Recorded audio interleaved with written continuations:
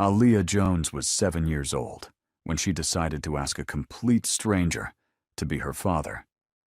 Not forever. Just for one day. She knew it was crazy. Her mom would definitely say it was dangerous. Miss Sarah at school would probably call it inappropriate. But Aaliyah was desperate, and desperate people do brave things. If you're ready to hear how one question, asked by one little girl, changed 3 lives forever, then subscribe to this channel right now. Trust me, you won't regret it. Now let's find out what happened when Aaliyah made the craziest, bravest decision of her life. The announcement had come that morning during circle time. Miss Sarah clapped her hands together with way too much energy for 8 in the morning. Good news, wonderful students. On next Friday is our annual Father's Day celebration. Aaliyah felt her stomach drop like she'd swallowed a rock. We'll have games, activities, and a special lunch, Miss Sarah continued, writing the date on the board in big letters. Make sure to invite your father or a father figure, grandfathers, uncles, family friends, anyone special to you. Hands shot up around the room. Kids started talking excitedly about their dads coming. Aaliyah slid down in her seat, trying to become invisible. Maybe if she was small enough, nobody would notice her. My dad's taking off work, Jenny announced loudly from across the circle. He's a CEO, so it's a really big deal that he's coming. Of course Jenny's dad was coming. Jenny's dad came to everything. Jenny had a dad and a mom, and probably a perfect family that ate dinner together every night and never argued about money. That's wonderful, Jenny, Miss Sarah said. Remember, everyone, it doesn't have to be your biological father. The point is celebrating the important men in our lives. Min Jun, the quiet boy who sat next to Aaliyah and sometimes shared his snacks, leaned over. Is your mom coming again? Aaliyah nodded, not trusting her voice to work properly. Last year had been awful. All the other kids had their dads or uncles or grandfathers, big men in nice clothes who threw kids in the air and laughed loud and won all the relay races. Aaliyah's mom had come in her teaching clothes, tired from working late the night before. She tried so hard, played all the games, cheered the loudest, held Aaliyah close during the father-daughter dance, while Aaliyah pretended not to hear the whispers. Where's her dad? Doesn't she have a dad? Why is only her mom here? That's so weird. After school, Aaliyah dragged her feet the whole walk home. Her mom noticed immediately because moms always notice everything. Rough day, baby? They announced the Father's Day thing. Aaliyah kicked a small rock and watched it skitter across the sidewalk. Her mom, Brooke, stopped walking. Oh, that one word carried so much weight. Sadness and guilt and frustration all mixed together. I don't want to go this year, Aaliyah said, still looking at the ground. I don't want you to come either. I'm sorry, Mommy, but I can't do it again. Aaliyah, honey. Everyone laughs at me. The words came out faster now, like a dam breaking. Everyone asks where my dad is. Everyone feels sorry for me, and I hate it. I hate feeling different. I hate being the only one. I just want one day, one stupid day, where I'm normal like everyone else. Right there on the busy Seoul sidewalk, with people rushing past, and car horns honking, and the world moving around them, Aaliyah started crying. Not quiet tears either. Big, gulping sobs that shook her whole body. Brooke knelt down right there on the concrete and pulled her daughter into a tight hug. I know, baby. I'm so sorry. I know. Why didn't he want me, Mommy? Aaliyah's voice came out small and broken. My dad? What's wrong with me that he didn't want me? Those words stabbed Brooke right in the heart. Nothing is wrong with you, you hear me? Nothing. There is nothing wrong with you. He's the one who messed up. He's the one missing out on knowing the most amazing little girl in the world. But words couldn't fix this kind of hurt. Brooke knew because she felt it too. The rejection, the weight of doing everything alone when there should be two parents, the guilt of not being able to give Aaliyah what every other kid seemed to have so easily. That night, after Aaliyah finally cried herself to sleep, Brooke sat at their tiny kitchen table and looked at old messages on her phone. Messages from Aaliyah's father from years ago. "I'm not ready for this. This isn't my problem. Lose my number." Then nothing. Blocked. Gone. Like his daughter didn't exist. Brooke deleted the messages for the 100th time, knowing they were burned into her memory anyway. She made herself a promise. She'd find a way to make Father's Day special. Somehow, even if she had no idea how. Meanwhile, across Seoul, in a part of the city where everything cost too much and everyone had secrets, Kwon Ju-won was having a very different kind of evening. The man across from him was sweating so much his shirt had dark patches under the arms. His hands shook as he tried to explain why he didn't have the money he owed. "Mr. Kwon, please, just one more week. I promise I'll have it. My daughter, she got sick. I had to pay for medicine." Ju-won held up one hand. The man stopped talking immediately. "Mr. Park," Ju-won said quietly, and somehow his quiet voice was scarier than if he'd yelled. "Do you know why people respect me?" The man shook his head. "Because when I say something, I mean it. When I give a deadline, it matters. I gave you 3 months. You've had your time. But my daughter, that's not my concern." Ju-won stood up, buttoning his jacket with careful, precise movements. He nodded to the large man standing by the door. "Take what he owns. The car, the watch, everything. We're done here." Mr. Park started crying, but Ju-won was already walking out. Another problem handled. Another day in a life built from nothing after the orphanage threw him out at 18, with nowhere to go and nobody who cared.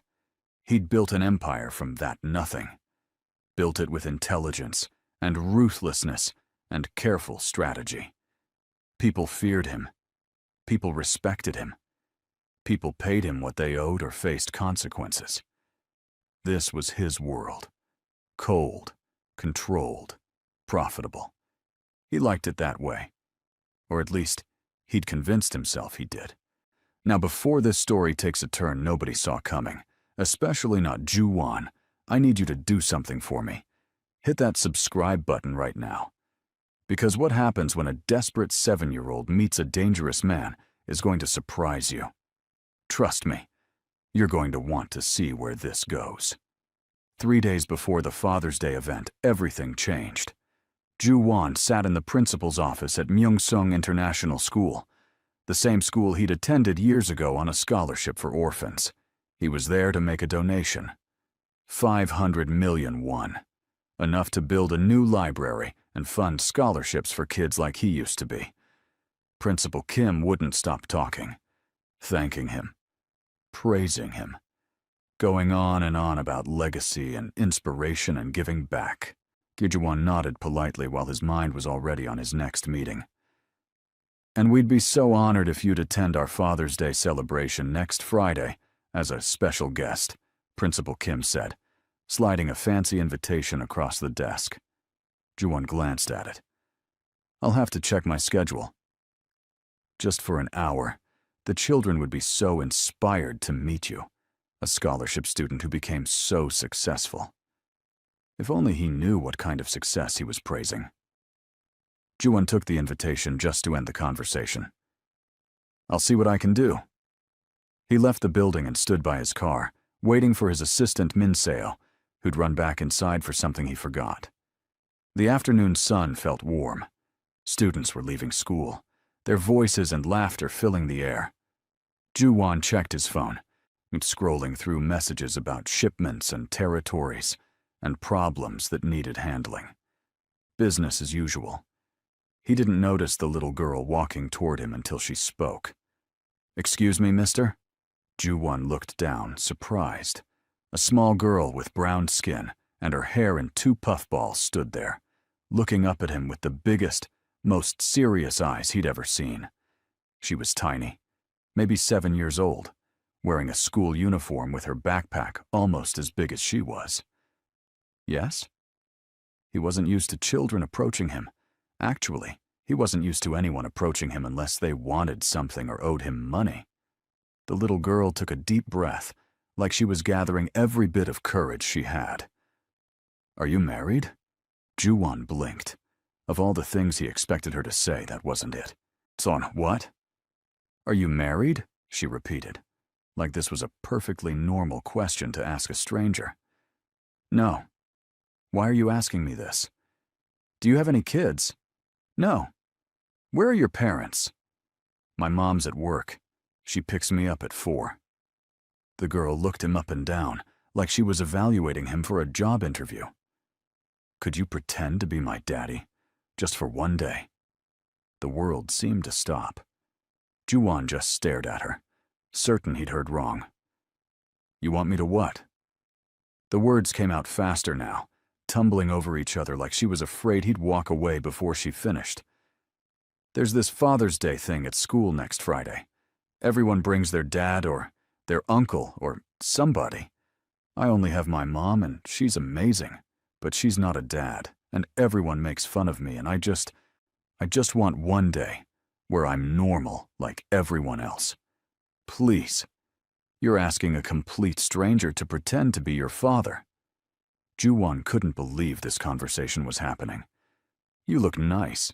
You're dressed nice. You have a good car." She pointed at his Genesis like that proved something. "You look like the kind of dad they show on TV, and you're here at my school, so you're probably not dangerous or anything. That's not how dangerous people work. So does that mean you'll do it?" She had him there. Ju-won ran a hand over his face. This was insane. Completely insane. He should walk away right now.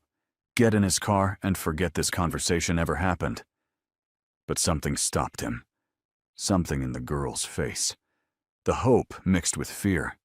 The incredible bravery it must have taken to walk up to a stranger and ask for something like this. He remembered being young, remembered wanting things other kids had. Parents, family, someone to show up for school events and birthday parties, and all the normal things that felt impossible when you grew up in an orphanage. "What's your name?" he heard himself ask. The girl's face lit up like he'd already said yes. "Aaliyah. Aaliyah Jones." "I'm Ju-won." He paused, knowing he was about to make either the best or worst decision of his life. "And I can't just agree to something like this without talking to your mother first, Aaliyah." Her face fell. "She'll say no. My mom doesn't trust people easily. That makes her a smart woman. But you seem nice. Mom, you haven't been mean or weird or anything. I'm still a stranger. You don't feel like a stranger." Aaliyah said it so simply, so certainly, like she just knew things about people. Ju-won pulled out his phone, already regretting this. "Give me your mother's phone number. I'll call her and explain that I'm not a creep." "That's exactly what a creep would have to say, though," Aaliyah pointed out. Despite everything, Ju-won almost smiled. "You're right, but I'm going to try anyway." Aaliyah rattled off her mother's number. Ju-won saved it in his phone, still not quite believing what he was doing. "I'm not promising anything," he said firmly. "I know. But you're thinking about it, right? That's more than anyone else has given me." "Why did you pick me? There are lots of people here." Aaliyah thought about it. "You have kind eyes. Sad eyes, but kind. Like you know what it feels like to want something you can't have." The observation hit him harder than it should have. This little girl had just seen straight through him in 30 seconds.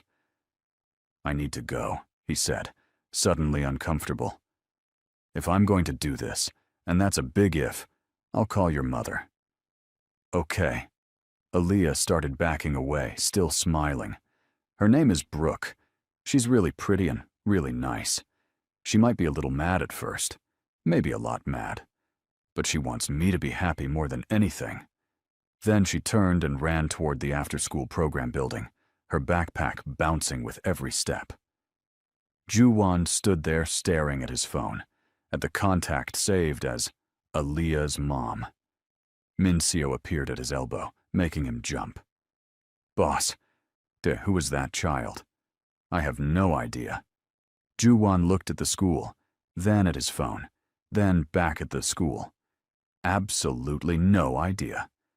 But as he drove away, he couldn't stop thinking about brave little Aaliyah, who asked strangers for help because she just wanted one normal day. He couldn't stop thinking about her sad eyes that somehow saw his sad eyes too. And he couldn't stop wondering what he was going to say when he called her mother.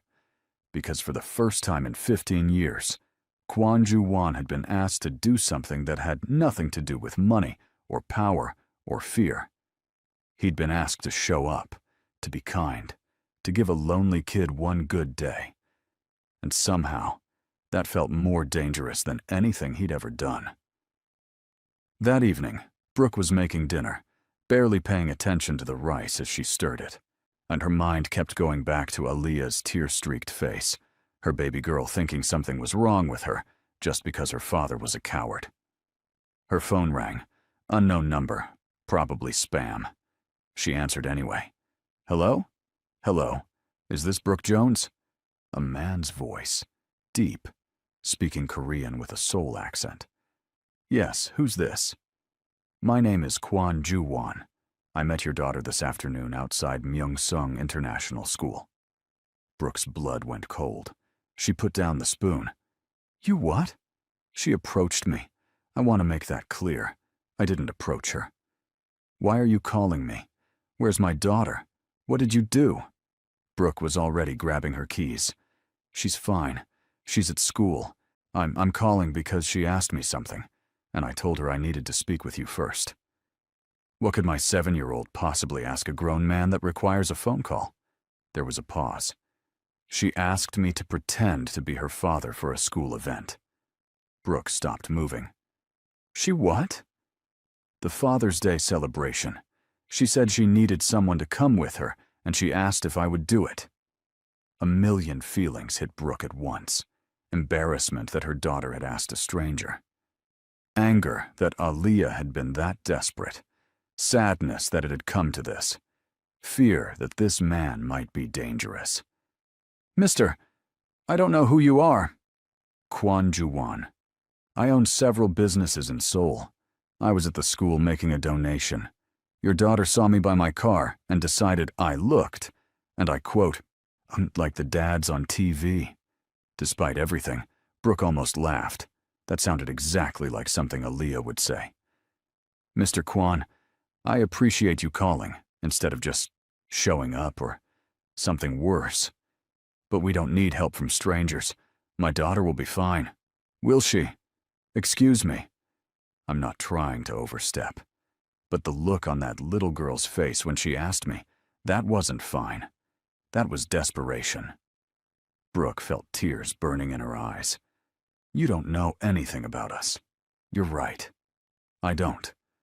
But I know what it's like to be a kid who wants something everyone else has. I grew up in an orphanage. I watched other kids get adopted, get families, get people who showed up for them. I know exactly how your daughter feels." Brooke sat down hard on her kitchen chair. "Look," Ju-won continued, his voice softer now.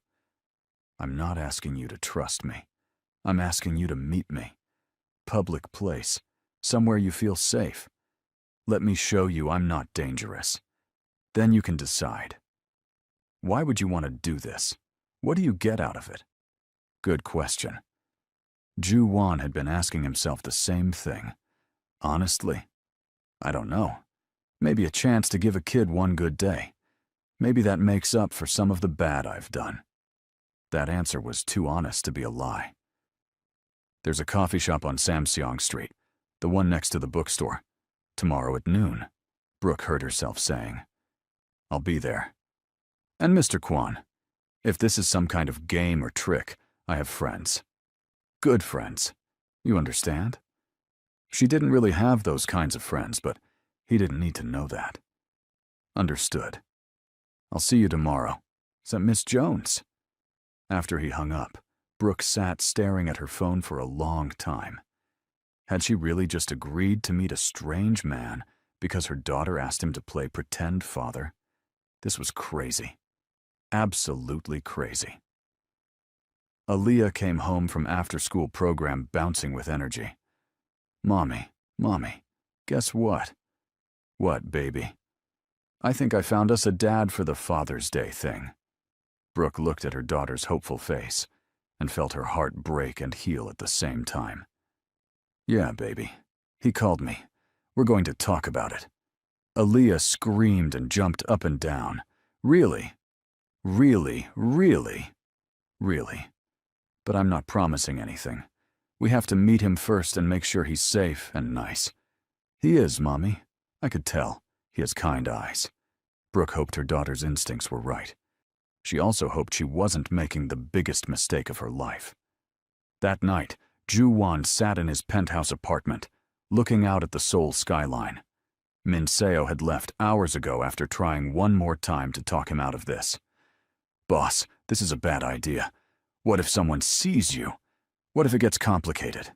What if—" "I'm not asking your permission," Ju-won had said, ending the conversation. Now alone, he picked up the invitation to the Father's Day event. He thought about that little girl, Aaliyah, looking up at him with hope in her eyes. When was the last time someone had looked at him like that? Like he could be something good? He pulled up his background check on his laptop, the official one he used for legitimate business dealings. Clean record, successful businessman, philanthropist. Nothing that would scare a protective mother. The real file, the one that showed his actual business, his connections, the gray and black areas he operated in, that stayed locked away. One day, he told himself, he could be a normal person for one day. How hard could it be? Across the city, Brooke was doing her own research. She Googled Kwon Ju-won and found plenty of results. Photos of him at charity events, articles about his business investments, mentions of his donations to schools and hospitals. He looked legitimate, respectable even. But there was something in some of the articles, careful word choices that made her pause. Controversial business practices. Private investor with diverse interests. Prefers to stay out of the spotlight. What did that mean? She looked at Aaliyah sleeping peacefully in her bed, all curled up with her favorite stuffed elephant. Her baby girl who just wanted one normal day. Brooke made a decision. She'd meet this Kwon Ju-won. She'd look him in the eye and figure out if he was genuine or dangerous. She'd trust her instincts, the same ones that had kept her and Aaliyah safe all these years. And if he seemed wrong in any way, she'd run and never look back. But if he seemed okay, if he really just wanted to help, maybe she'd let him. Maybe for once, Brooke could accept help. Maybe for once, someone else could step up. Maybe, just maybe, Aaliyah could have her one perfect day. The next morning came too fast. Brooke changed her outfit 3 times before settling on jeans and a nice blouse. Professional but not trying too hard. She was meeting a potential fake father for her daughter. What was the dress code for that? She left Aaliyah with her neighbor, Miss Park, an older Korean woman who sometimes babysat in exchange for English lessons. "You look nervous," Miss Park said, taking Aaliyah's hand. "I'm meeting someone. It's complicated." "Man, someone? It's not like that." Miss Park gave her a knowing look but didn't push. The coffee shop was moderately busy when Brooke arrived 10 minutes early. She picked a table by the window where she could see the street, ordered an Americano she didn't really want, and waited. At exactly noon, a black car pulled up outside. A man got out, tall, well-dressed in dark pants and a white shirt. He looked around, spotted the coffee shop, and headed inside. Brooke recognized him from the photos. Kwon Ju-won. He was younger than she expected, maybe mid-30s. Handsome in a sharp way, felt like he didn't smile much. He scanned the shop and his eyes landed on her. She was the only black woman in the place, easy to spot. He walked over, Miss Jones. Mr. Kwan. She didn't stand up or offer her hand. Please sit. He sat across from her, moving with the kind of control that came from always being aware of his surroundings. Brooke studied him carefully. Expensive watch, but not flashy. Clean-shaven. Tired eyes. He looked like a businessman, successful and busy. He also looked like he could be dangerous if he wanted to be. "Thank you for meeting me," he said. "Thank you for calling first instead of just showing up. That earned you this conversation." A small smile touched his lips. "Your daughter said you don't trust people easily." "My daughter talks too much sometimes. She's brave. Walking up to a stranger like that. She's desperate. There's a difference." Brooke leaned forward. "Let's be clear about something, Mr. Kwan. I don't know you. I don't know why you really want to do this. But my daughter is everything to me. Everything. So before we go any further, I need you to be honest. Why are you really here?" Ju-won met her eyes. He could lie, give her some sweet answer about helping children or giving back. But something about this woman's direct stare made him want to tell the truth. "I don't have a good answer," he said finally. "Your daughter asked me for something simple. One day of pretending. And I haven't had anyone ask me for something innocent in a very long time. Everyone wants money or favors or protection. She just wanted someone to show up. I can do that. What do you do for a living? And I want the real answer. I invest in businesses, import, export, real estate, some technology ventures. All true, just not complete. Are you a good person, Mr. Kwan?" Now that was a question. Ju-won thought about the things he'd done, the choices he'd made, the gray areas he lived in. "I'm not a bad person," he said carefully. "I've done things I'm not proud of, but I've never hurt anyone who didn't deserve it. I don't hurt children. Ever." Brooke watched his face as he spoke. She'd gotten good at reading people. Had to be as a foreign woman living alone in Korea. This man was hiding things. She could tell. But he also seemed genuine about this, about wanting to help Aaliyah. "If we do this, and I mean if, there are rules," she said. "Of course. You meet us in public places only before the event. And you're never alone with her. After the Father's Day thing is over, you disappear from our lives completely. No contact, no showing up, nothing." Each rule felt like a knife, but Ju-won nodded. Agreed. "No expensive gifts, no money. This isn't about that. Understood. And if at any point I feel uncomfortable or Aaliyah seems upset, this ends immediately. I wouldn't want it any other way." Brooke sat back, studying him one more time. Her instinct said he was telling the truth, or at least his version of it. Her heart said Aaliyah deserved this chance to be happy.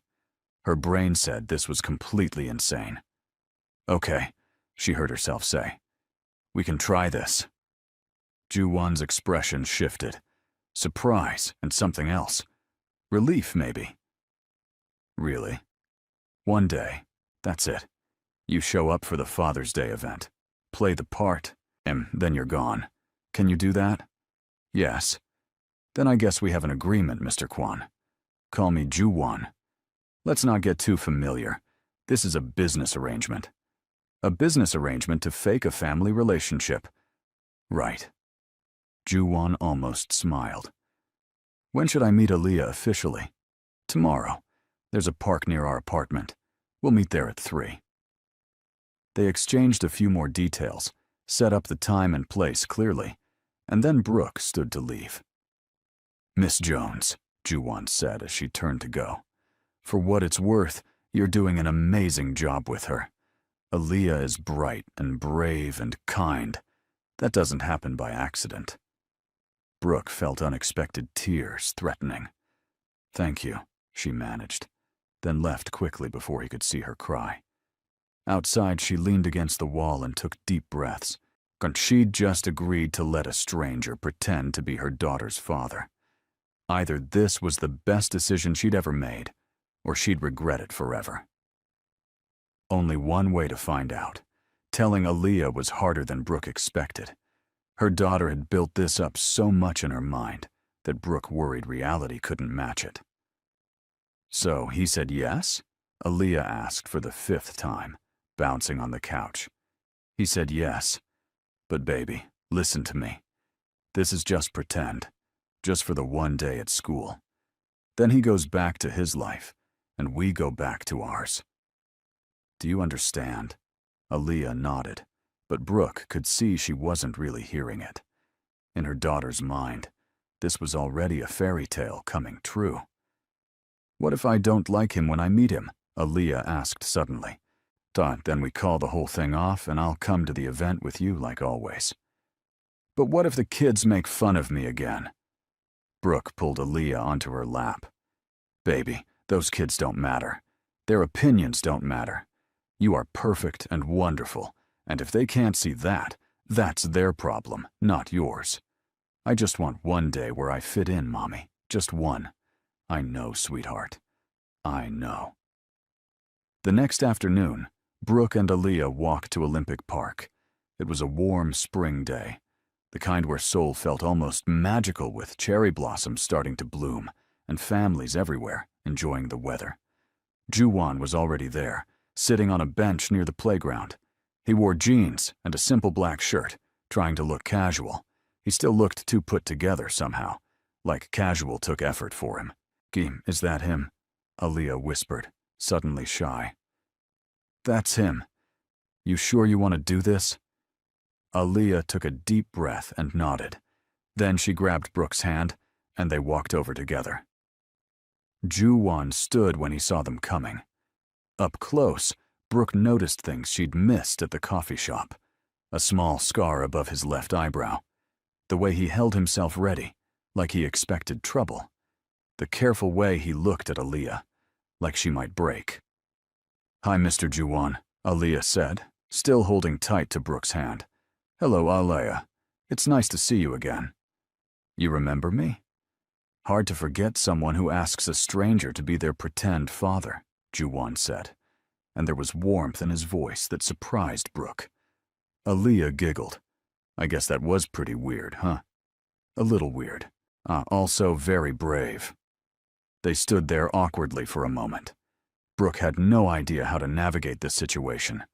What was the protocol for introducing your daughter to her fake father? Why don't we walk? Ju-won suggested. Aaliyah, your mom tells me you go to Myeongsung International. Do you like it there? And just like that, the ice broke. Aaliyah started talking about school, her favorite subjects, her best friend Min-jun, the mean girl Jenny.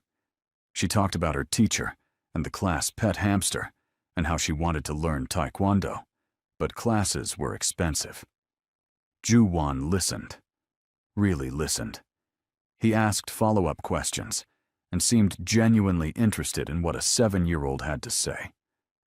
Brooke watched him carefully, looking for red flags, but saw only a man being kind to a child.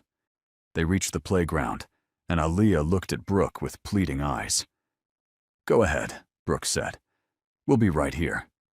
Aaliyah ran off to the swings. Brooke and Ju-won sat on a bench where they could watch her. She's great, Ju-won said. Talks a lot. That's putting it mildly. Sometimes I think she uses up all the words in the world before bedtime. Must be hard, doing this alone. Brooke stiffened. We managed just fine. I didn't mean it as criticism, just an observation. They sat in silence for a moment, watching Aaliyah swing higher and higher, her laughter carrying across the playground. Can I ask you something? Brooke said. And I want the truth. Okay. Why do you really want to do this? I've been thinking about it and it doesn't make sense. Successful businessman taking time out of his day to play, pretend for a kid he doesn't know. What's really in it for you? Ju-won was quiet for a long time. When he spoke, his voice was softer than before. When I was 9, the orphanage had a parents' day. They invited potential adoptive parents to come meet us kids. We all dressed up in our best clothes, which weren't very good, and we waited. I remember watching the other kids, the ones who still had hope. I'd stopped hoping by then. He paused. Brooke waited. This couple came. Young, nice-looking, wealthy. They walked past all of us, and I didn't even try to smile or wave like the other kids. But they stopped in front of me, asked me my name, talked to me for 20 minutes. I thought maybe this was it.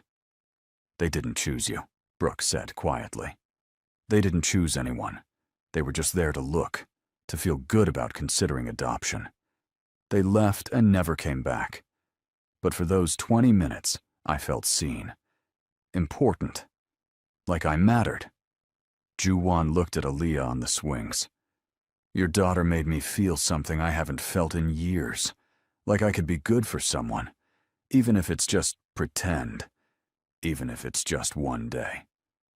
Brooke felt her defenses cracking. This wasn't what she expected. She expected someone with an angle, a plan, something selfish. Not this raw honesty. I'm sorry that happened to you, she said. Long time ago. Ju-won shrugged, but she could tell it still hurt. Point is, I get it. I get wanting to be normal for just a little while. And if I can give that to Aaliyah, maybe it makes up for something. Makes up for what? Ju-won looked at her, and she saw something dark flash in his eyes. Let's just say I'm not perfect. Leave it at that. Before Brooke could push further, Aaliyah came running over, out of breath and grinning. Mr. Ju-won, did you see how high I went? I did. Very impressive. Can you push me? Mommy pushes good, but you're taller, so you could push me even higher. Ju-won looked at Brooke, asking permission without words. Okay, Brooke said, but not too high. We'll be careful, Ju-won promised. Brooke watched them walk back to the swings together. Watched this dangerous-looking man carefully push her daughter.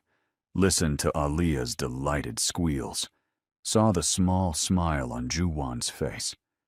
What had she gotten them into? Across the park, they sitting in a parked car with tinted windows, two men watched through a camera with a long lens. You getting good shots? The driver asked. Yeah. The kid, the woman, and the boss all together. Looks real cozy. The man with the camera clicked through the photos. Seok Jin's gonna love this. Ju-won's got a secret family. Who would have thought? Makes him human. Makes him weak. The camera clicked again. And weak is exactly what we need him to be. They didn't leave until Ju-won, Brooke, and Aaliyah walked away from the park together, looking for all the world like a normal family, enjoying a spring afternoon. Over the next week, they met 3 more times. Each meeting felt a little less awkward than the last. At the second meeting, Aaliyah brought her school workbook to show Ju-won her grades. All A's except for 1 B in math. Mom, math is stupid, Aaliyah declared. Math is useful, Ju-won corrected.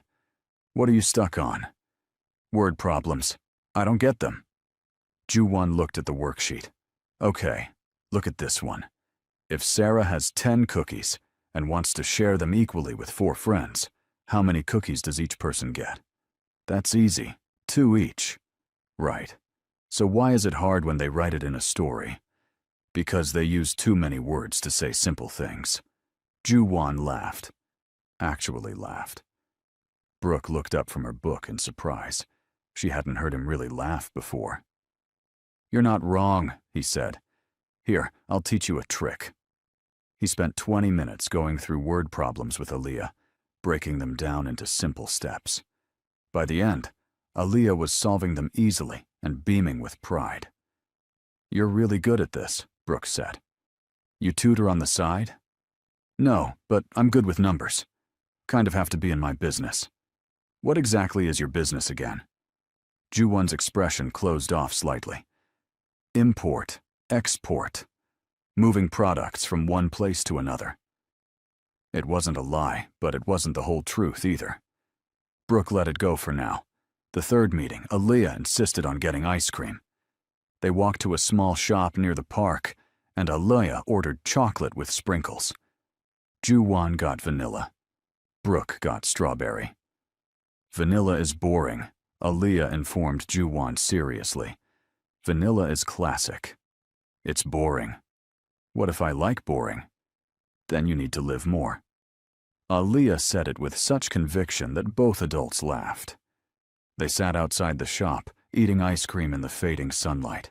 A few people stared at them. The unusual grouping of a Korean man, a black woman, and a mixed child. Brooke was used to stares. Aaliyah barely noticed anymore, but Ju-won noticed. He saw every look, every whisper. His jaw tightened. "Ignore them," Brooke said quietly. "They're rude. They're curious. We're used to it. You shouldn't have to be." Something about the anger in his voice, anger on their behalf, made Brooke's heart do a weird flip. She pushed the feeling away. This was temporary. He was temporary. "Mr. Ju-won," Aaliyah said, chocolate smeared on her face. "At the Father's Day thing, there's gonna be games and stuff. Are you good at games?" "Depends on the game. Relay races and beanbag toss and tug of war. I can handle those. And there's a dance, a father-daughter dance." Aaliyah looked suddenly shy. "You have to hold hands and sway.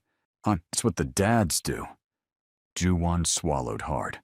"I can do that. You won't be embarrassed to dance with me?" "Aaliyah, I would be honored to dance with you." The smile that broke across her face was so bright it hurt to look at.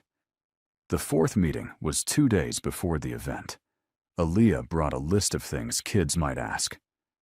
"Okay, so Jenny's definitely gonna ask what you do for work," Aaliyah said, reading from her notebook like a military strategist. "I invest in businesses." "What does that mean?" "I give people money to start companies. And if the companies do well, I make money too." "Oh, that's boring, but okay." Aaliyah checked her list. "They'll ask where you live." "Gangnam District." "Fancy," Brooke muttered. "They'll ask what car you drive." "Genesis G80. Aaliyah looked at her mom. Is that good?" "It's very good," Brooke said, wondering again exactly how much money this man had. "Okay. They'll ask about hobbies." Ju-won paused. He couldn't exactly say his hobbies included securing shipments and managing protection rackets. "I like reading, strategy games, cooking." "You cook?" Aaliyah perked up. "What do you make?" "Korean food, mostly. My Uma at the orphanage taught me before she retired. She said a man who can't feed himself is helpless." "Can you make tteokbokki?" Aaliyah asked hopefully. "I can." "Can you make it for us sometime?" The question was innocent, but it implied a future beyond next Friday. Brooke saw Ju-won's expression change, saw him realize the same thing. "Maybe," he said carefully, not wanting to promise something he couldn't deliver. Brooke should have corrected Aaliyah. I reminded her this was just 1 day. But she didn't. She let the moment pass. "Last question," Aaliyah said. "They're gonna ask what your favorite thing about me is." "That's easy," Ju-won said without hesitation. "Your courage. You're the bravest person I've ever met. Really, really. You ask for what you want. You're not afraid to talk to people. You try new things. That's special, Aaliyah." Aaliyah looked down, embarrassed but pleased. "Thanks, Mr. Ju-won." "You can call me Ju-won if you want. Or, if it feels right, you can call me something else. Whatever makes you comfortable." Aaliyah thought about it. "What about Daddy Ju?" The words hit Ju-won harder than he expected. He'd prepared for this, knew it was coming, but hearing it still felt like a punch to the chest. "Daddy Ju works," he managed. "Okay, Daddy Ju." Aaliyah tested it out, grinning. "That sounds nice." Brooke watched Ju-won's face, saw something crack in his careful armor. This man was getting attached, and that was dangerous for everyone involved. But it was too late to stop it now. That night, Ju-won sat in his office at home, staring at the Father's Day invitation.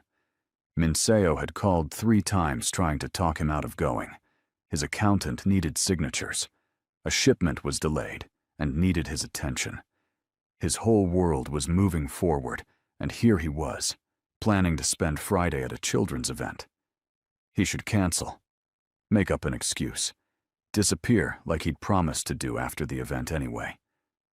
But he kept seeing Aaliyah's face when she called him Daddy Ju, kept hearing her laugh, kept thinking about how for the first time in his adult life, someone needed him for something good. His phone rang, unknown number. He almost didn't answer, but something made him pick up. Kwon Ju-won. His voice was all business, heavy breathing on the other end. Then, cute kid you've got. Ju-won went very still. Who is this? Someone who's been watching. She looks happy. Would be a shame if something changed that. The line went dead. Ju-won stared at his phone, ice flooding his veins. Someone knew about Aaliyah. Someone was watching. This was exactly what he'd feared, what he'd been too selfish to properly consider. His world had just touched Aaliyah's, and now she was in danger. He called Min-seo immediately. I need security on Brooke Jones and her daughter. Now. Full detail, but they can't know they're being watched. Boss, what happened? Someone called. Someone's watching them. Ju-won was already pulling up his security feeds, checking his systems. Get our best people. I want eyes on them 24 hours. This is why I said this was a bad idea. I don't need I told you so. I need them protected. Can you do that? Or do I need to find someone who can? I'll handle it. Boss, are you going to tell the mother? Ju-won thought about Brooke, about how she'd trusted him despite her better judgment, about how he'd promised her they'd be safe. Not yet. Not until I know more. Just keep them safe. He hung up and immediately started making other calls. He had enemies. That was part of his life. But most of them wouldn't go after a child. Most of them had lines they wouldn't cross, which meant this was either someone new or someone desperate. Either way, they'd just made a fatal mistake, because Ju-won protected what was his, and somehow, without meaning to, Aaliyah and Brooke had become his to protect. Friday morning arrived too fast. Brooke woke up with her stomach in knots. Today was the day, the Father's Day celebration, the day her daughter had been dreaming about for weeks. The day a stranger was going to pretend to be Aaliyah's father. Nothing about this felt normal. Mommy, help me with my dress, Aaliyah called from her room. They'd bought a new dress for the occasion, spending money Brooke really didn't have but couldn't refuse. It was purple, Aaliyah's favorite color, with a full skirt that twirled when she spun. Brooke helped her into it, brushed out her hair, and styled it into 2 puff balls with purple ribbons. You look beautiful. Oh, baby. Do I look like I have a dad? Aaliyah asked, studying herself in the mirror. The question broke Brooke's heart into pieces. You look perfect. And Aaliyah, remember, this is just pretend. I know, Mommy. Just for today. I remember. But the way she said it told Brooke that her daughter was already forgetting the pretend part, already making this real in her heart.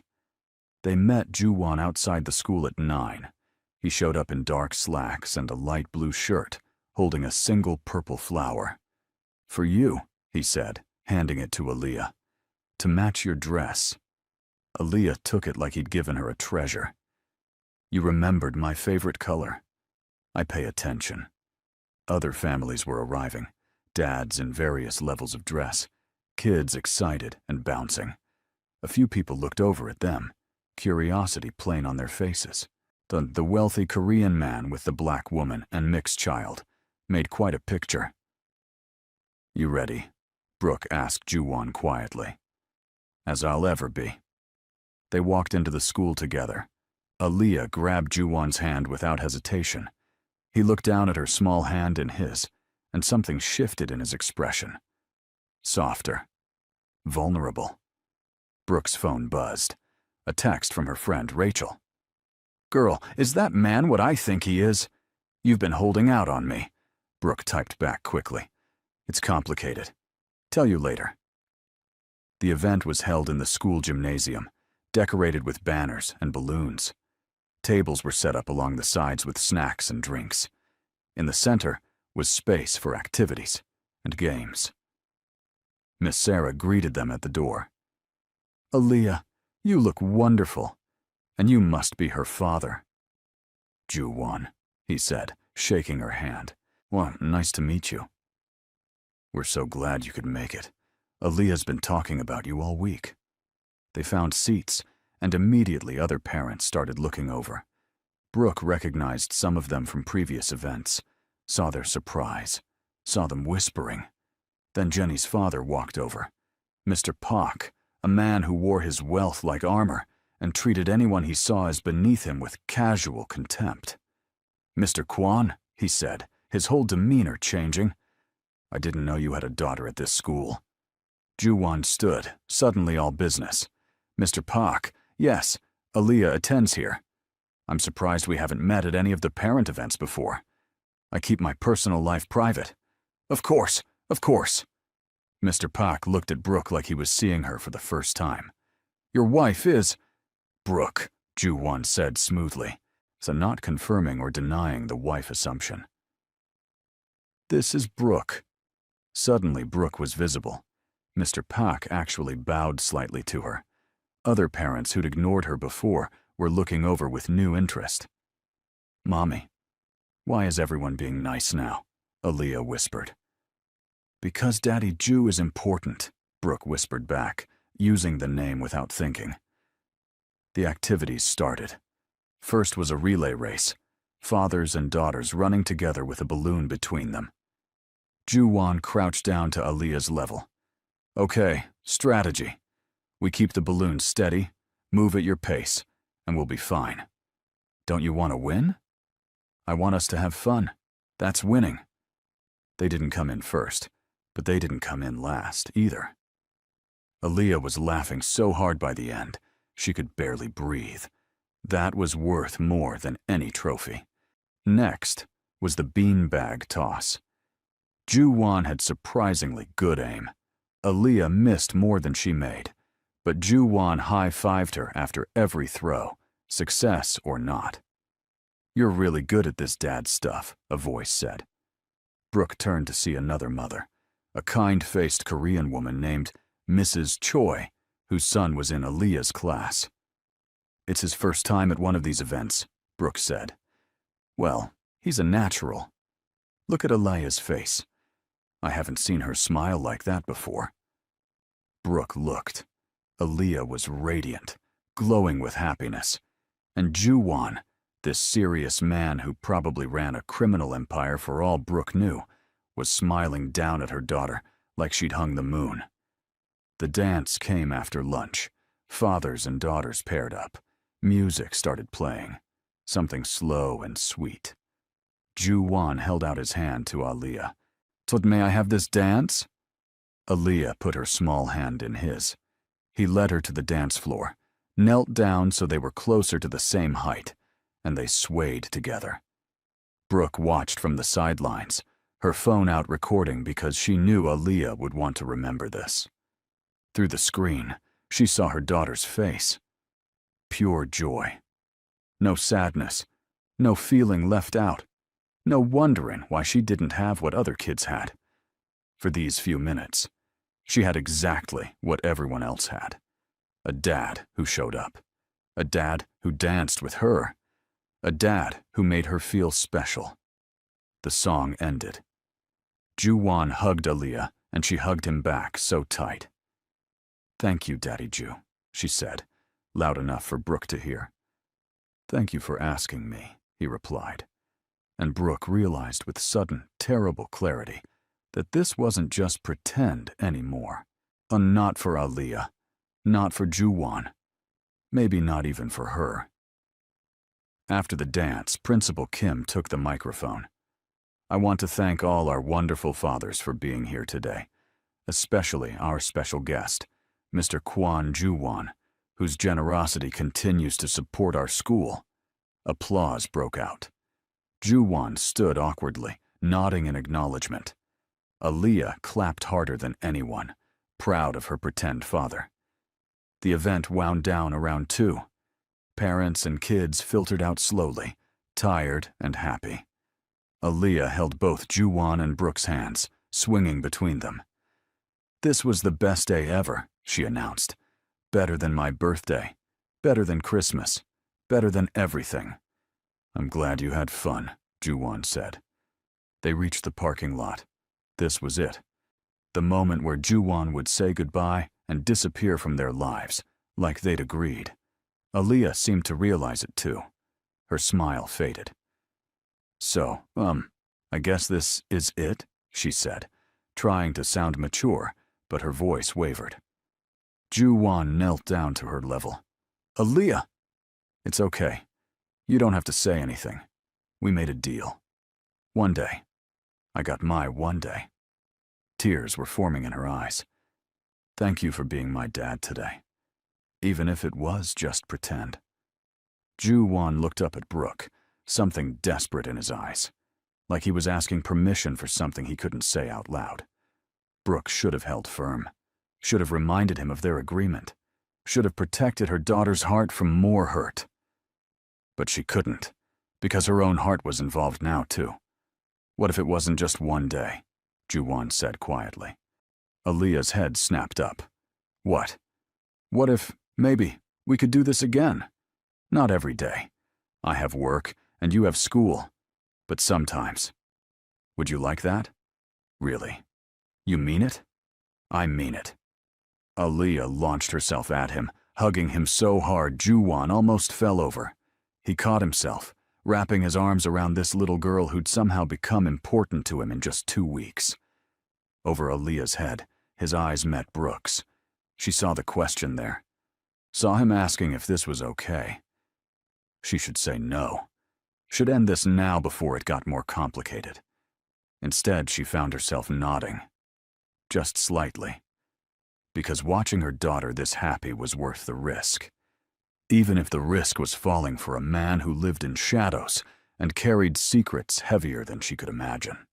Even if the risk was letting Aaliyah's heart get broken when this inevitably fell apart. For now, just for now, they could have this. They could pretend just a little longer. What none of them knew was that across the parking lot, someone was taking pictures. Lots of pictures. The happy fake family, smiling and hugging and looking for all the world like they belonged together. The pictures were sent immediately to a secure server, then to a private phone. The phone belonged to a man sitting in a dark office, a man with scars and patience and plans. Min Seok-jin looked at the photos and smiled. "So the great Kwon Ju-won has a heart after all," he said to the empty room. "How wonderfully inconvenient for him." He pulled up another screen showing Ju-won's known businesses, his territories, his weaknesses. Before today, Ju-won had none. Before today, he was untouchable. But now he had a little girl who called him daddy, a woman who looked at him like he might be good, a fake family that looked real enough to matter. And that meant Seok-jin finally had his leverage. "Enjoy your happy day," he said, looking at the photo of Aaliyah hugging Ju-won. "Because very soon, you're going to have to choose between your empire and that smile." He set his plan in motion with 3 phone calls. By Monday, everything would change. But for now, on this Friday afternoon, Brooke and Aaliyah and Ju-won walked to get ice cream, celebrating a successful Father's Day event. Aaliyah chattered about every detail, reliving every moment. Ju-won listened and responded and seemed more relaxed than Brooke had ever seen him. And Brooke let herself believe, just for an hour, that maybe this could work. Maybe this complicated, messy, unconventional arrangement could actually be something real. The ice cream shop was the same one they'd visited before. Aaliyah got chocolate again. Juwon surprised everyone by getting chocolate too instead of vanilla. "Living more," he explained when Aaliyah laughed. They sat outside in the spring sunshine, a normal family having a normal afternoon, except nothing about them was normal. "Can we do something next weekend too?" Aaliyah asked, chocolate on her nose. "Aaliyah," Brooke warned. "What?" He said it wasn't just one day anymore. "I know, but Daddy Ju is busy." "I can make time," Juwon interrupted. "What did you have in mind? Can we go to the aquarium?" "No, I've been wanting to go forever, but tickets are expensive, and Mommy always says maybe later." Brooke felt embarrassed heat flood her face. "Aaliyah, you can't just—" "I'd love to go to the aquarium," Juwon said. "Next Saturday work for you?" "Yes." Aaliyah bounced in her seat. "Then it's a date." A date. The word hung in the air. Juwon seemed to realize what he'd said and looked at Brooke, checking to see if he'd overstepped. Brooke should set boundaries, should slow this down, should protect them all from the inevitable crash. "Next Saturday sounds good," she heard herself say instead. Aaliyah cheered. Juwon smiled. And Brooke wondered what she was doing, letting this man into their lives, letting her daughter get attached, letting her own feelings get complicated. But the damage was done. The walls were down. There was no going back now. They just didn't know how high the price of that decision would be, or how soon they'd have to pay it. The week after the Father's Day event felt different. Aaliyah walked into school on Monday with her head high, smiling at everyone. When Jenny made a comment about her lunch looking weird, Aaliyah just shrugged. "My dad says different doesn't mean bad. It just means interesting." Jenny had nothing to say to that. At home, Aaliyah talked about Juwon constantly. "Daddy Ju said this. Daddy Ju thinks that. Daddy Ju is taking us to the aquarium." Brooke listened and worried. Her daughter was getting too attached too fast. But how could she stop it when she was doing the same thing? Juwon had started texting, not just about plans, but random things. A funny sign he saw that Aaliyah would like. An article about teaching kids math. A photo of food he cooked with the message, "Next time I'll make enough for 3." Brooke found herself checking her phone too often, smiling at messages from a man she barely knew, but somehow felt like she'd known forever. Wednesday evening, her phone rang. Juwon's name on the screen made her heart do something stupid. "Hello? Hey, is this a good time?" His voice sounded tired. "Yeah, Aaliyah's doing homework. Everything okay?" "Fine. Just long day." Wanted to hear a friendly voice. Brooke sat down, surprised. "You called me for that? Is that weird?" "A little. We barely know each other. Feels like I know you better than people I've worked with for years." He paused. "Sorry. That probably sounds strange." "No, I get it." And she did.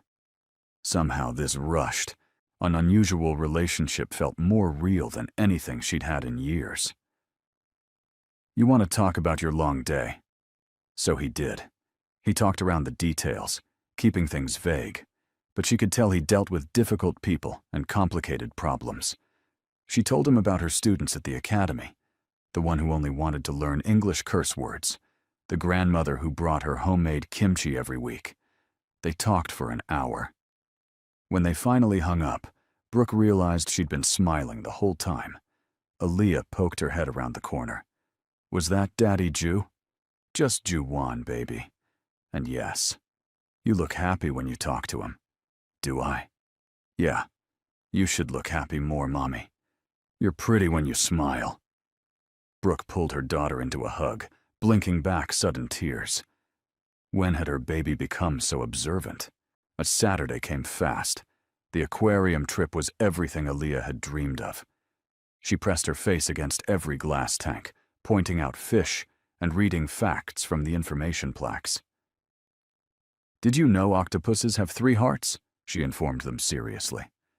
I did not know that, Ju-won said, equally serious. And they're really smart. They can solve puzzles and escape from tanks and everything. Sounds like someone else I know. Aaliyah beamed at the comparison. They stopped at the touch tank, where you could pet small sharks and rays. Aaliyah was nervous at first, but Ju-won went first, showing her it was safe. Soon she was giggling as the rays glided under her fingers. Brooke took pictures, capturing every moment. Ju-won caught her looking at him and raised an eyebrow. What? Nothing. Just, you're good with her. Unnatural. I'm faking it mostly, making it up as I go. That's all any parent does. The word parent hung between them. That's what he was becoming, wasn't he? Not biologically, not legally, but in all the ways that mattered. He showed up. He cared. He tried. At the gift shop, Aaliyah found a stuffed octopus and held it longingly. Can I get this? I'll use my allowance. How much allowance do you have saved? Brooke asked, already knowing the answer. 3,001. The octopus cost 15,000. Aaliyah's face fell as she put it back. Ju-won picked it up. Early birthday present. My birthday's not for 5 months. Then I'm very early. Ju-won, no, Brooke started, but he was already at the register. It's a stuffed animal, not a car. Let me do this. Aaliyah hugged the octopus the whole way home, naming it Hyun, which meant ocean kindness. She made Ju-won promise to meet Hyun properly. Hyun, this is Daddy Ju. Daddy Ju, this is Hyun. She has 3 hearts just like real octopuses. Nice to meet you, Hyun, Ju-won said solemnly, shaking the octopus's tentacle. Aaliyah dissolved into giggles. They grabbed dinner at a small restaurant near Brooke's apartment. Nothing fancy, just kimbap and tteokbokki and too much food. Aaliyah told jokes she'd learned at school, most of them not very funny, but they laughed anyway. For a few hours, they were just normal. A family sharing a meal, enjoying each other's company. No pretending, no complications. When they walked back to the apartment, Aaliyah between them holding both their hands, Brooke let herself imagine this was permanent, that this wasn't going to end in heartbreak. At the apartment door, Aaliyah hugged Ju-won goodnight. Thank you for today. Best day ever. Again. You keep saying that. Because you keep making them happen. After Aaliyah went inside to get ready for bed, Brooke and Ju-won stood in the hallway. The space felt too small and too big at the same time. She's getting really attached, Brooke said quietly. I know. If you're going to disappear, do it now, before it hurts worse. Ju-won looked at her for a long moment. What if I don't want to disappear? Then what do you want? Honestly, I don't know. This wasn't supposed to happen. I was supposed to show up for one day and leave. But you both, you've gotten under my skin somehow. We're not a cure for whatever you're running from, Ju-won. I know that too. He stepped closer. But maybe you're the reason to stop running. Brooke's breath caught. He was too close, looking at her like she mattered, like she was something precious. This is complicated, she whispered. Everything worth having is. He left before she could respond, before she could make a decision she wasn't ready for. Brooke stood in the hallway for a long time, her heart racing, her mind spinning. Inside, Aaliyah was already in bed, hugging Hyun. Mommy, do you like Daddy Ju? Of course I like him, baby. No, I mean, like him. The way people do in movies. Brooke sat on the edge of the bed. Would that bother you if I did? No way. That would be amazing. Then he could be my real dad, and we could be a real family, and everything would be perfect. Nothing was ever perfect, Brooke wanted to say. Life didn't work like that. But looking at her daughter's hopeful face, she didn't have the heart to crush the dream. Let's just take things one day at a time, okay? Okay, Mommy, Aaliyah yawned. But I'm praying every night that he stays, just so you know. Brooke kissed her forehead. Sweet dreams, baby. That night, Brooke couldn't sleep. She kept thinking about Ju-won's words, his expression, the way her heart had responded.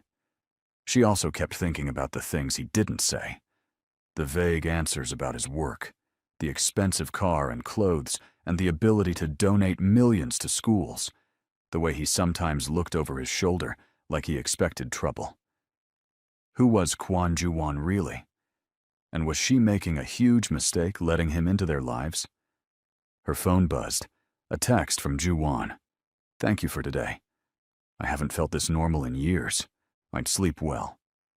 Before she could overthink it, she typed back. Thank you for making my daughter so happy. And for making me smile again. 3 dots appeared, disappeared, appeared again. Finally. This thing between us, whatever it is, I know it's fast and strange, but it's real for me. Just wanted you to know. Brooke stared at the message for a long time before responding. It's real for me, too. That's what scares me. She fell asleep with her phone in her hand, not knowing that across the city, wheels were already in motion that would shatter their fragile peace. Min Seok-jin sat in his office, looking at surveillance photos spread across his desk.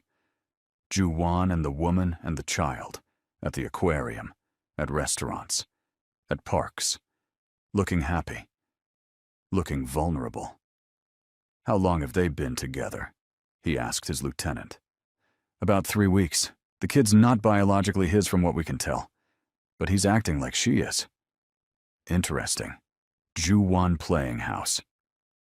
Seok-jin tapped one photo, the one of Ju-won kneeling down to Aaliyah's level, smiling. I've known him 15 years. Never seen him smile like that. So what's the play? We make him choose, his territory or his family, his empire or that little girl's safety. Seok-jin leaned back. Start with a warning, something subtle. Let him know we're watching. Let him sweat a little. And if he doesn't cooperate? Seok-jin's smile turned cold. Then we stop being subtle. Monday afternoon, Brooke came home from work to find her apartment door slightly open. She definitely locked it that morning. Definitely. Her first thought was, Aaliyah. But her daughter was safe at after-school program until 5. Still, Brooke's hands shook as she pushed the door open wider. Nothing looked disturbed at first glance. TV still there, her laptop on the table. But something felt wrong. The air felt different, like someone had been inside. She walked through slowly, checking rooms. Everything seemed normal until she got to Aaliyah's bedroom. The family photo from the Father's Day event, the one Aaliyah had framed and put on her nightstand, had been moved.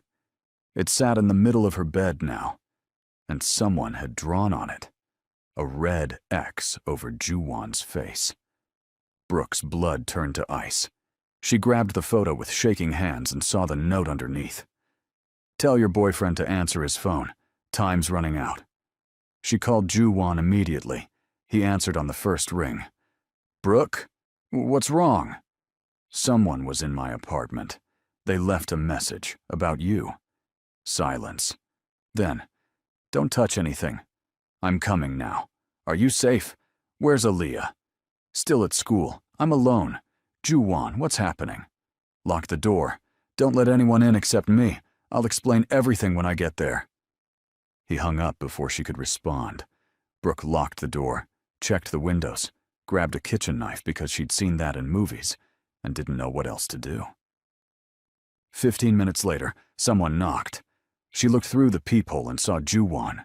She let him in, and he immediately checked every room, every closet, every possible hiding place. You're alone, he said finally. Good. Ju-won, what is this? Who are these people? He looked at her, and she saw something in his face she hadn't seen before. Fear. Real, the genuine fear. I need to tell you something. And you're going to want me to leave. You're going to hate me. But I need you to listen first. Brooke sat down hard on her couch. Okay. I'm not just a businessman. I mean, I am, but not the legal kind. I run operations that exist in gray areas. Import, export, protection, information.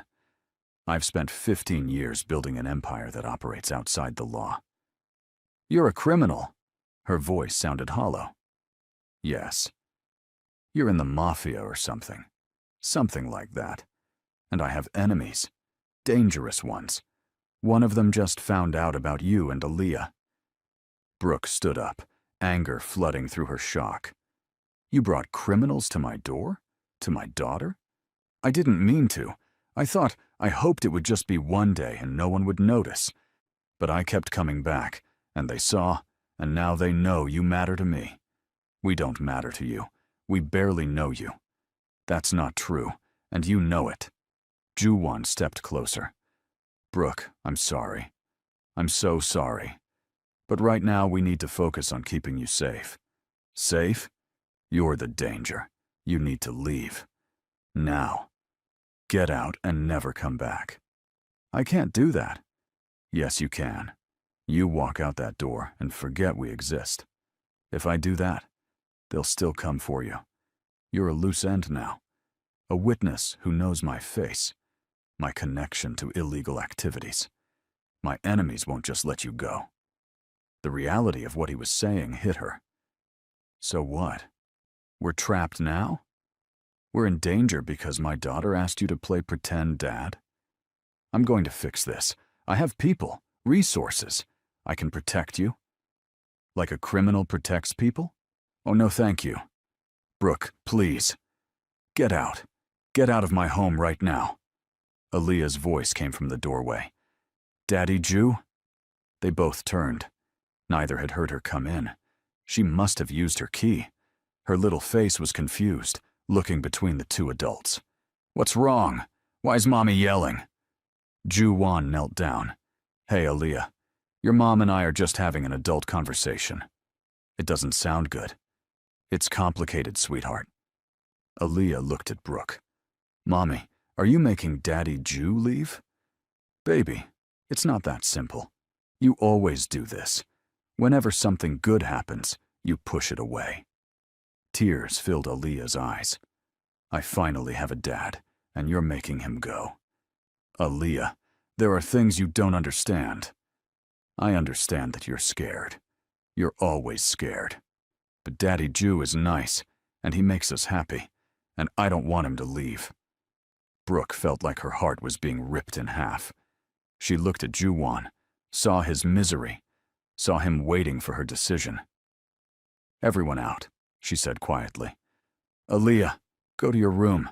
Ju-won, wait in the hall. I need to think.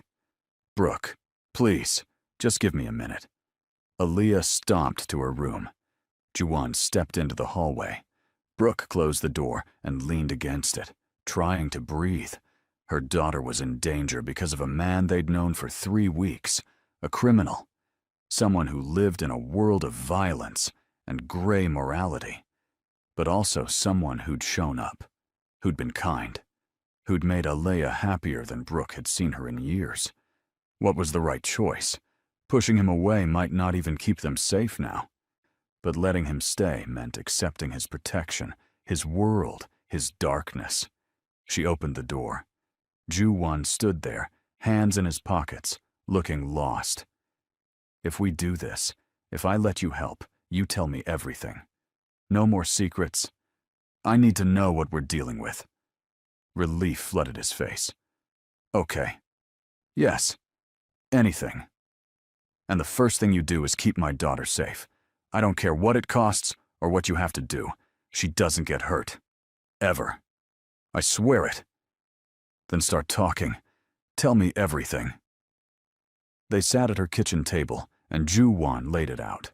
His organization, his operations, his enemies. A rival named Min Seok-jin, who'd been trying to take his territory for months. The warning call he'd gotten earlier in the week. I already have people watching you, he admitted. Security I hired after the first threat. Yeah, you haven't noticed them, but they're there. People have been following us. Protecting you? There's a difference. Brooke wanted to be angry, but she was too scared. What do they want? Seok Jin wants me to give up my territory, my operations. He's using you as leverage. So give it to him. Give him whatever he wants. It's not that simple. If I show weakness, others will come. It never ends with one demand. Then what do we do? Ju-won reached across the table, stopping just short of touching her hand. You stay close to me. Under my protection. I have a secure apartment, guards, everything you need. Until I can eliminate this threat, you're safest with me. You want us to move in with you? Temporarily, just until this is over. Aaliyah will think it means something.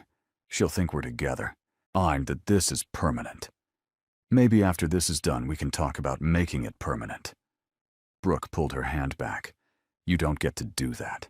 You don't get to turn a crisis into a relationship negotiation. I'm not.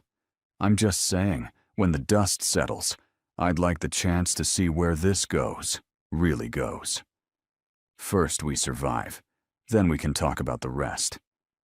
Over the next week, they settled into a strange new normal. Brooke and Aaliyah moved into Ju-won's penthouse temporarily. Aaliyah thought it was an adventure, sleeping in a huge guest room, eating breakfast with a view of the whole city. She didn't know about the guards stationed throughout the building, didn't notice the armored car that took them to and from school, didn't see the way Ju-won checked his phone constantly, monitoring threats.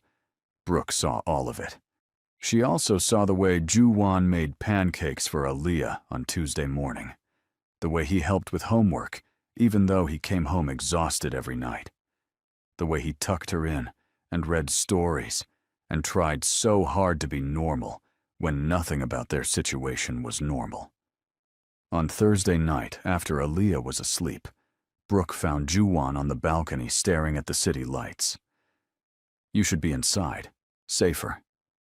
Your guards have this place locked down tighter than a prison. I needed air. He didn't argue, just moved over to make room for her. How much longer? She asked. I'm working on it. Seok Jin is being careful, staying hidden. But we're close to finding him. And then what? Then I end this. By killing him? Ju-won was quiet for a long moment. That's usually how these things end. I don't want Aaliyah anywhere near that world. The world we're killing is how problems get solved. I know. That's why I'm going to walk away from it. Brooke turned to look at him. What? After this is done, I'm out. I'm going to transition my operations to people I trust, legitimize what I can, and step away. I can't be the man Aaliyah thinks I am while running a criminal empire. You'd do that for her? For both of you. For myself, too. I'm tired, Brooke. Tired of looking over my shoulder. Tired of being someone people fear instead of trust. Aaliyah asked me to be her dad, and I said yes. Dads don't run crime syndicates. They also don't usually meet their daughters by being propositioned in parking lots. Ju-won laughed softly. No, we've done this whole thing backward. That's one way to put it.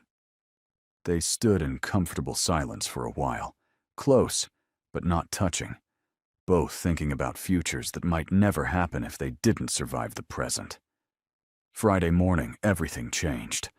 Brooke overslept. She woke up at 8:15, panicking because Aaliyah's school started at 8:30. Ju-won had already left for an early meeting. The guards were doing a shift change. In the chaos of rushing, of trying to get Aaliyah fed and dressed, and out the door, no one noticed the van parked on the street below. No one saw the men waiting. They made it to school with 2 minutes to spare.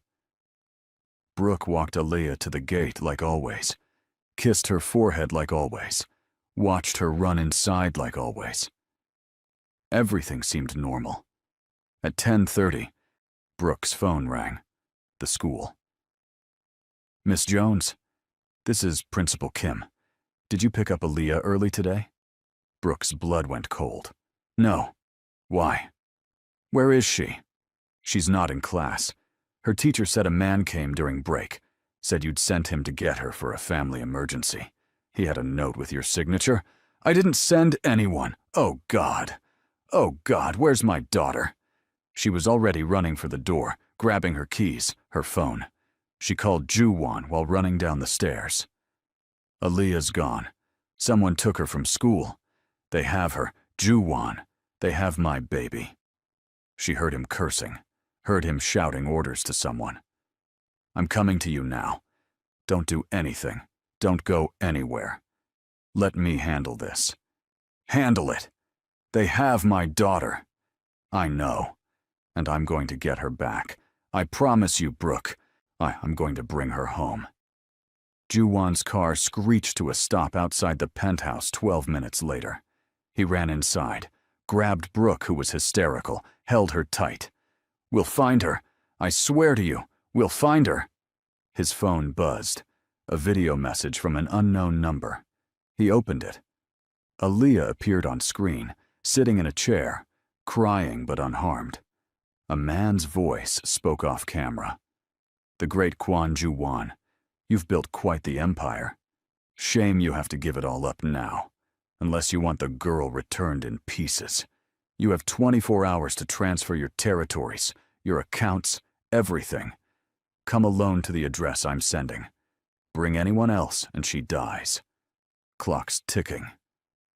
The video ended. Brooke was sobbing into Ju-won's chest. He held her with one arm while texting rapidly with the other. Minseo, and get everyone together. Now. Full mobilization. He looked down at Brooke, smoothed her hair back. Listen to me. I need you to stay here. Can you do that? I'm coming with you. No. She's my daughter. I'm not sitting here while someone else saves her. I'm coming.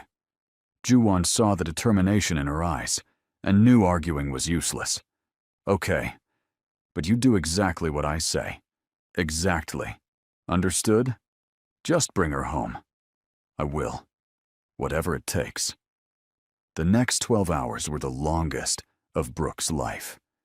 Ju-won's team worked frantically, tracking the video source, following digital trails, calling in favors from people Brooke didn't want to know about. By midnight, they had an address, an abandoned warehouse near the port. Seok-jin was there, waiting. Ju-won geared up like he was going to war. Vest, weapons, earpiece. For Brooke watched him transform from the man who made pancakes into someone cold and dangerous. The plan is simple, he told his team. I go in the front, make the exchange. You surround the building, stay out of sight. When I have Aaliyah, when she's clear, you move in. Boss, this is a trap, Minseo said. He's going to kill you the second you walk in. Probably. That's why you're going to make sure he doesn't get the chance. Ju-won looked at Brooke. You stay in the car with 2 guards. No matter what you hear or see, you don't come out until I bring Aaliyah to you. Ju-won? Promise me. She wanted to argue, but she nodded. Promise. They drove through Seoul's empty streets, a convoy of black cars. When they reached the warehouse, Ju-won got out alone. Brooke watched him walk toward the building, shoulders back, head high. But he looked fearless. She wondered if he was terrified inside like she was. Inside the warehouse, Seok-jin waited with a dozen men. And there, tied to a chair in the middle of the space, was Aaliyah. She looked tiny and scared, but when she saw Ju-won, her face lit up. Daddy Ju. I'm here, sweetheart. Everything's going to be okay. Seok-jin stepped out of the shadows. Touching. The big bad wolf, tamed by a child. I have what you want. Let her go. Show me first. Ju-won pulled out a tablet, showing documents, account numbers, territory deeds. Everything Seok-jin had asked for. It's all there. Take it. Just give me the girl. Seok-jin scrolled through, nodding appreciatively. You really do care about her. I wasn't sure if it was an act. It's not. Now let her go. See, here's my problem. Even without your empire, you're dangerous. You're smart, connected, ruthless when you need to be. If I let you walk out of here, Eventually you'll rebuild. Eventually you'll come for revenge. I'm leaving this life. You can have it all. I just want her." "I don't believe you." Seok-jin raised his gun, pointing it at Ju-won. His men did the same. Aaliyah screamed, "No, don't hurt him!" Ju-won didn't move. "Seok-jin, please, whatever you want, I'll give you anything. Just don't do this in front of her." "That's exactly why I'm doing it in front of her. So she learns what happens when people care about you in this business." Seok-jin's finger moved to the trigger. "They die." Outside, Brooke heard the gunshot and screamed. The guards tried to hold her back, but she was already running, sprinting toward the warehouse. Inside, chaos. Ju-won had moved the second before Seok-jin fired, diving left, pulling his own weapon. His team crashed through the windows, through the doors. Gunfire erupted. Ju-won's only thought was Aaliyah. He crawled through the firefight, reached her chair, started cutting her free. "Close your eyes, sweetheart. Don't look. Just hold on to me." She wrapped her arms around his neck, burying her face in his shoulder. He carried her through the warehouse, shielding her body with his own. A bullet hit his shoulder. He stumbled but kept moving. Another grazed his leg. He ignored it. All that mattered was getting Aaliyah out. He burst through the warehouse door, just as Brooke reached it. She saw him covered in blood, saw Aaliyah in his arms, and ran forward. "Mommy!" Aaliyah reached for her. Ju-won transferred her to Brooke's arms. Get her to the car. Now." Behind him, more gunfire. He turned back, limping, bleeding, but standing between Seok-jin's men and the two people he loved more than anything. The fight lasted another 10 minutes. When it was over, Seok-jin was in custody, his operation dismantled. Ju-won sat on the ground, paramedics working on his injuries. Brooke appeared, Aaliyah safely in the car with guards. She knelt beside him. "You're bleeding." "I'm fine. You got shot twice. Still fine." "Aaliyah." "Scared but not hurt." "You saved her. I almost got her killed." "No, you brought her home." Brooke touched his face gently. "You kept your promise." Aaliyah called from the car. "Daddy Ju." He looked over, managed a smile and a wave. She waved back, clutching high on the octopus. "I meant what I said," Ju-won told Brooke. "I'm out. After tonight. I'm done with this life. I'm holding you to that." "Good." The aftermath took months. Police investigations, Seok-jin's trial, Ju-won's cooperation in exchange for immunity, the systematic dismantling of his empire. Aaliyah had nightmares for weeks. She refused to sleep alone, refused to let Ju-won or Brooke out of her sight. They took turns staying with her, reading stories, promising she was safe. Slowly, gradually, she healed. They all did. 6 months later, Brooke stood in a new apartment. Not Ju-won's penthouse, not her old tiny place, but something in between. Something theirs. Ju-won had started a legitimate security consulting business, using his skills and connections legally. It was doing well. He came home at regular hours. No blood, no late-night calls about shipments. Aaliyah burst through the door, went home from school. "Daddy, Mommy, guess what?" They both looked up. Daddy. Not Daddy Ju anymore. Just Daddy. It had happened gradually, naturally. "What, baby?" Brooke asked. "We're having another Father's Day thing at school next month. Can Daddy come? For real this time?" Ju-won knelt down. "I'll be there. Wouldn't miss it. And it's not pretend anymore, right? You're really my dad now?" He looked at Brooke. They'd been talking about it for weeks. Adoption papers. Making it legal. Making it real. "Yeah, sweetheart. I'm really your dad now." Aaliyah hugged him so tight. Over her head, Ju-won met Brooke's eyes. They hadn't made their own relationship official yet. Taking things slow, making sure Aaliyah was stable, making sure they were building something that would last. But the love was there, growing stronger every day. Then that night, After Aaliyah was asleep, Ju-won found Brooke on their small balcony. "You know what day it is?" he asked. "Thursday? 6 months since the warehouse. 6 months since I decided to leave my old life. Any regrets?" "Not even one." He stood beside her. "I gave up an empire. Know what I got instead?" "What?"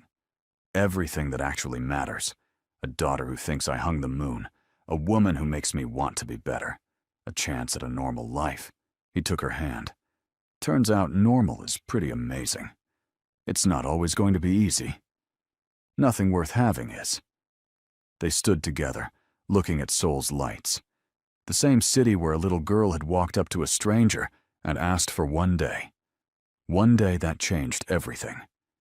In her room, Aaliyah slept peacefully, holding Hyun, while on her nightstand sat the family photo from that first Father's Day event. Beside it, a newer photo. The three of them at the beach last month, genuinely happy, genuinely together. And on her desk, homework.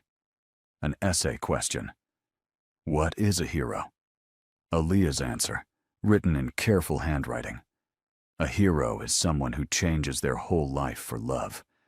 My daddy used to be scary to other people, but he became gentle for me and my mom.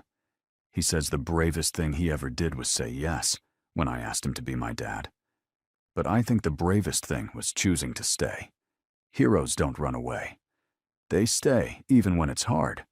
That's what makes them heroes. Teacher's comment in red pen. Beautiful.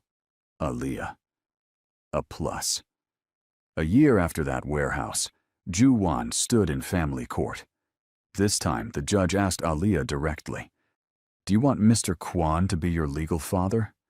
"Yes, more than anything." "Can you tell me why?" "Because he showed up when I asked, and he stayed when things got hard. And he loves me and my mom. That's what dads do." The judge smiled. "Well said. Mr. Kwon, you're officially Aaliyah's father. Congratulations." The gavel came down. It was done. Official. Real. Outside the courthouse, Aaliyah held her new adoption certificate like it was made of gold. "I have a dad. A real dad. Forever." "Forever," Ju-won agreed, his voice thick. Brooke took a photo of them, father and daughter, both grinning so wide. She posted it later with a simple caption. "Sometimes family finds you in the most unexpected ways." 6 months after that, Ju-won proposed to Brooke. Nothing fancy, just the three of them at home. Aaliyah helped him pick the ring. "Marry me," he said simply. "Make this official." "It's already pretty official," Brooke pointed out. "Then make it permanent." "It's already permanent too." "Then marry me because I love you, and I can't imagine my life without you." That worked better. They got married in a small ceremony. Aaliyah was the flower girl, and the ring bearer and the maid of honor, all at once, because she insisted she had the most important job.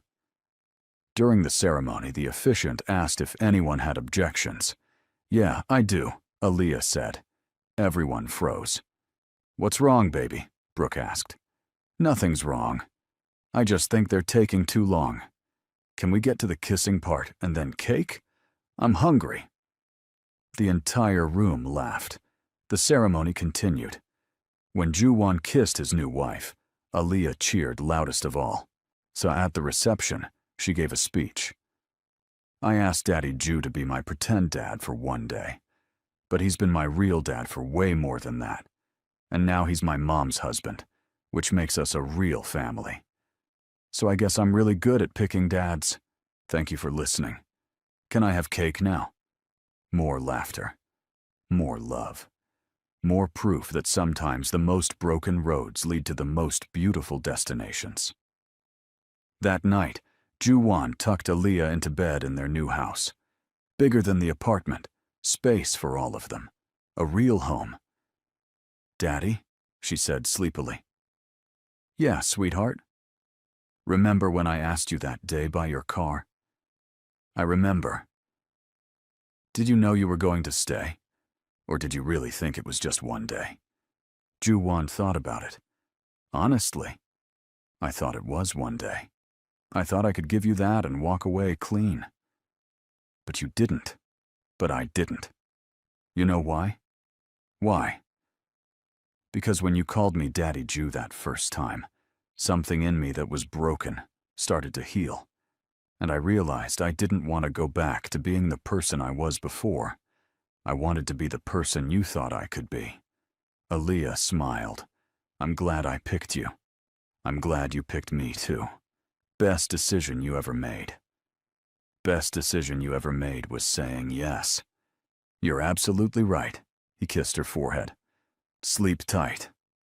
Love you. Love you too, Daddy. He left her room and found Brooke waiting in the hallway. Is she asleep? Almost. She wanted to talk about the day she asked me. She brings it up a lot. It's her favorite story. The day she got a dad by being brave enough to ask. They walked to their own bedroom, this new space they were building together. Brooke sat on the bed, watching her husband, still amazed that this was her life now.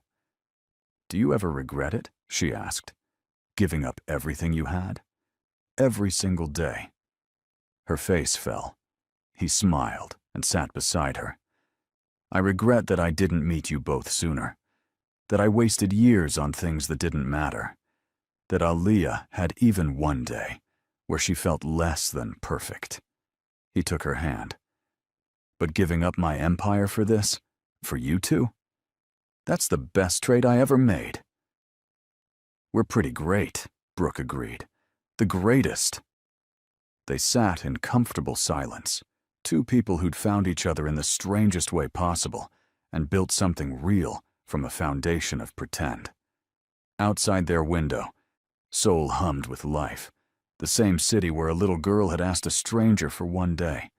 Where that stranger had said yes and changed 3 lives forever. Some stories start with once upon a time. This one started with, "Excuse me, mister, are you married?" And it ended with happily ever after. If this story touched your heart, hit to be reminded sometimes that it's never too late to become who we're meant to be. That families come in all shapes and sizes. That sometimes one day really can change everything.